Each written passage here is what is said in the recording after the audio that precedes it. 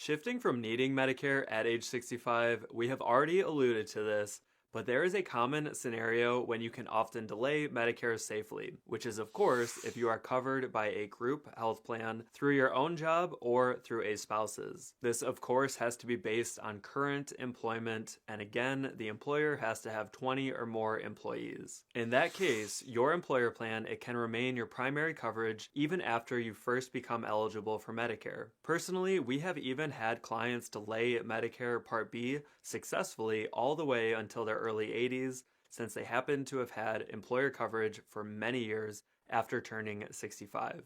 On the screen, you can see the current Medicare secondary payer guidelines for how the employer size is determined, and we will link to this in the description below. These Medicare guidelines, they say that if an employer has at least 20 employees for 20 weeks in the current or previous year, the employer is usually primary to Medicare. Part-time employees, they do in fact count towards this total, which can come as a surprise since some people only assume that full-time employees are counted.